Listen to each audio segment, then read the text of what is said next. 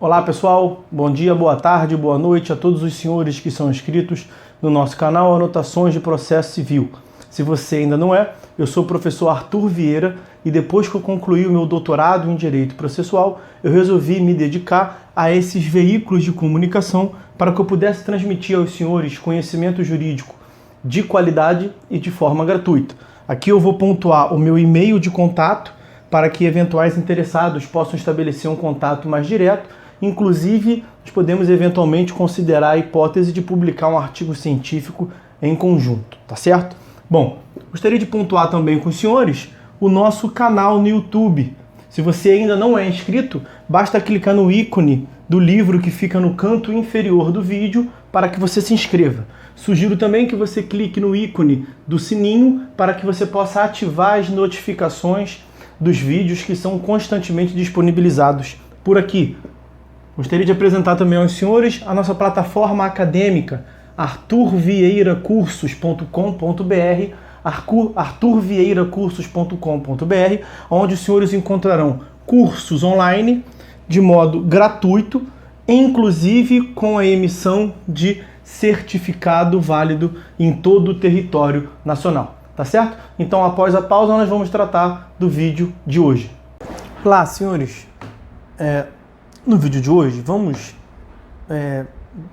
fazer umas considerações, fazer uma correção de uma questão que caiu no 20º exame de ordem da OAB. Vamos lá. Em país estrangeiro, em que possui domicílio e onde estão localizados seus bens imóveis, a sociedade empresária Alfa firmou o contrato particular de fornecimento de minério com a também estrangeira sociedade empresária Beta, estipulando que a obrigação contratual deveria ser adimplida no Brasil.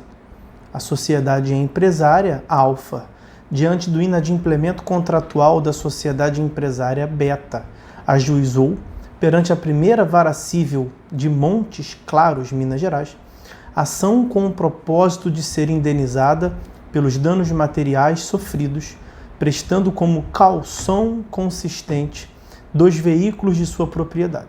Após a citação e a realização de audiência de conciliação, a sociedade empresária Beta contestou, apresentando pedido de reconvenção, alegando possuir direito de ser indenizada materialmente em razão da relação jurídica contratual regularmente constituída entre as litigantes, sob a luz das legislações estrangeira e nacional. Bom, vou destacar quais são os pontos mais importantes com os senhores.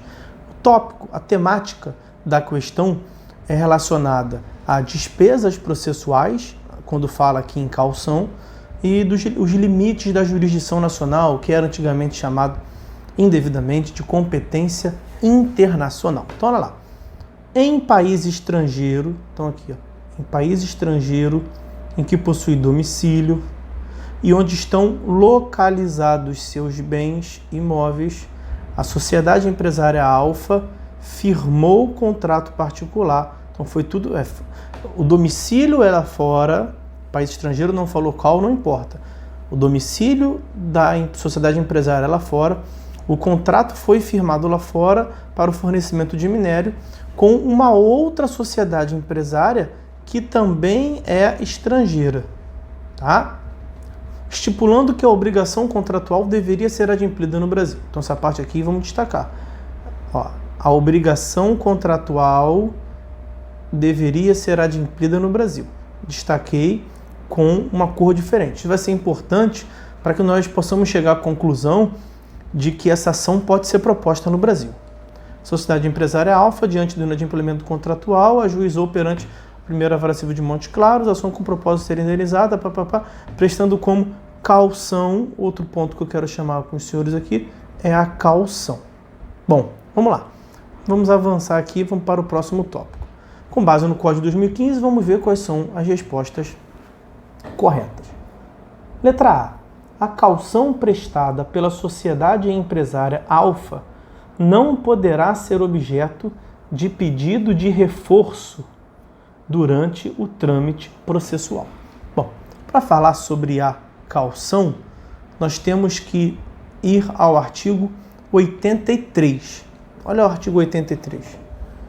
O autor brasileiro ou estrangeiro que residir fora do Brasil, olha aqui a hipótese, residir fora do Brasil ou que deixar de residir no país ao longo da tramitação do processo, prestará caução suficiente ao pagamento das custas e dos honorários do advogado da parte contrária nas ações que propuser, se não tiver no Brasil bens imóveis que lhes assegurem o pagamento. Bens imóveis, olha o que eu destaquei ali para os senhores.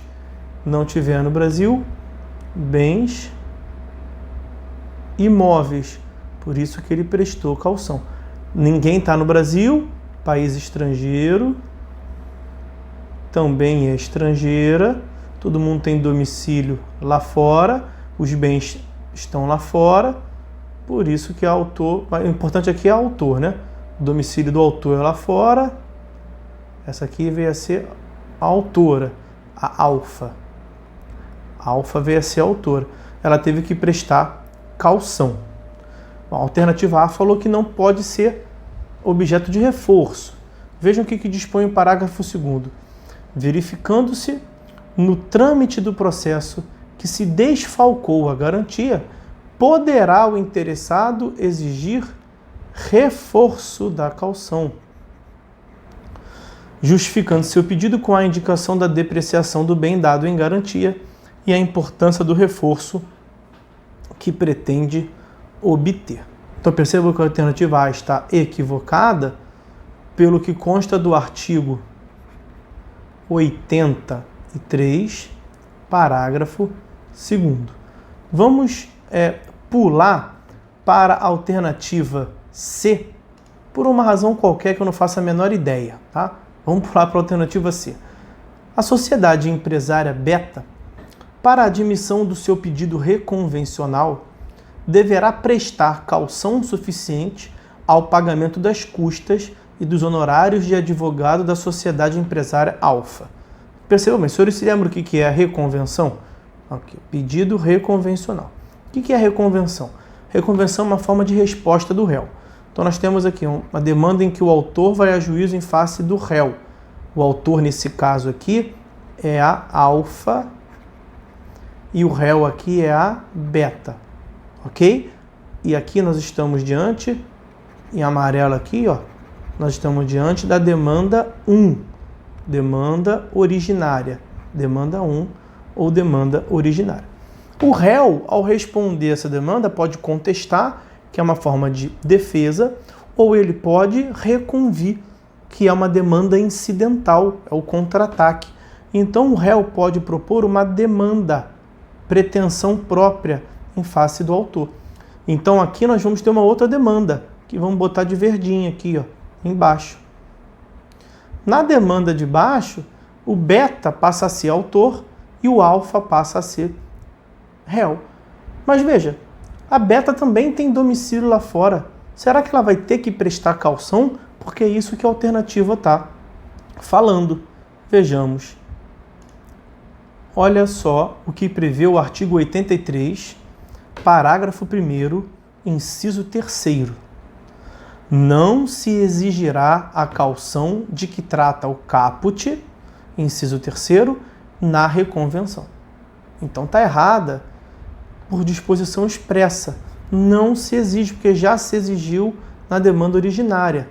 A alternativa C está errada com base no artigo 83, parágrafo 1º, inciso 3º.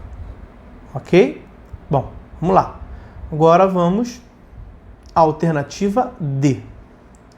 O contrato originado em país estrangeiro, antes do ajuizamento da ação indenizatória, deverá ser objeto de homologação perante o STJ. Homologação. Homologação perante o STJ. O que consiste isso? A homologação, meus amigos, na verdade, é um procedimento chamado homologação de sentença estrangeira.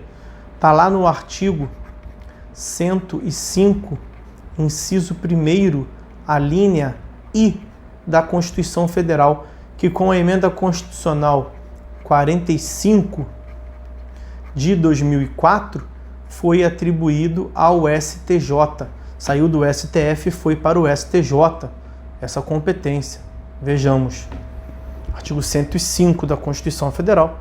Compete ao Superior Tribunal de Justiça, inciso 1º, processar e julgar originariamente, a linha I, a homologação de sentenças estrangeiras e a concessão de exequatur às cartas rogatórias, incluída pela emenda constitucional 45 de 2004.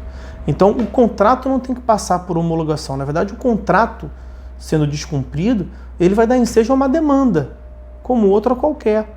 Aqui a questão que nós temos que saber é se o Brasil pode julgar essa demanda.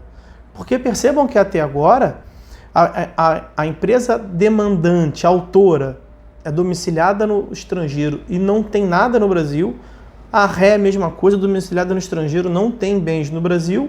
Mas o que justifica que a demanda seja proposta no Brasil? Percebam aqui, meus amigos. Artigo 21. Antes disso, olha, o que dispõe o artigo, esse tópico, como eu já adiantei para os senhores, já lá, dos limites da jurisdição nacional. Aí percebam lá o artigo 21, olha, compete à autoridade judiciária brasileira processar e julgar as ações em que? O que nos importa é o inciso 2º, em que no Brasil tiver de ser cumprida a obrigação. Botei aí para os senhores o artigo 21 e o artigo 22, porque isso é o que se chama de jurisdição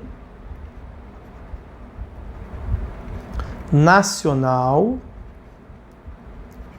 concorrente. Por que concorrente? Porque nessas hipóteses aqui, o Brasil admite julgar. Pode ser proposta no Brasil a demanda. Só que o Brasil também admite que seja proposta em outros estados, nação. Pode ser proposta fora do Brasil também.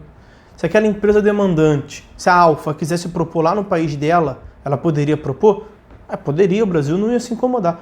Ia depender da análise do ordenamento jurídico lá do país dela, se ela poderia propor lá. Provavelmente ela ia poder, porque ela é domiciliada lá. Ela quis propor aqui provavelmente para estar mais perto do local da obrigação. Tá certo? Jurisdição nacional, vou destacar aqui, concorrente. E vou destacar também o nosso gabarito, artigo 21, inciso 2º, quando no Brasil tiver de ser cumprida a obrigação. Só para finalizar, como nós tratamos disso, percebam aqui o artigo 23. Ele também trata desse tópico, compete à autoridade judiciária brasileira, olha lá, com exclusão de qualquer outra, com exclusão, pois essa é a jurisdição nacional, porque o tópico é esse, jurisdição nacional, só que ela não é mais concorrente, ela é jurisdição nacional exclusiva. Bom, já temos subsídios para cravar aqui qual é o gabarito. O gabarito está aqui, está certa a letra B, com base no artigo 21, inciso 2º do CPC. Tá certo? Bom, então tá aí, tá visto. Essa é uma questão que eu queria tratar com os senhores, caiu na OAB, é sempre bom ter conhecimento, tentei abordar o máximo de tópicos com os senhores. Então é isso, por hora é só, fiquem todos com Deus e até a próxima.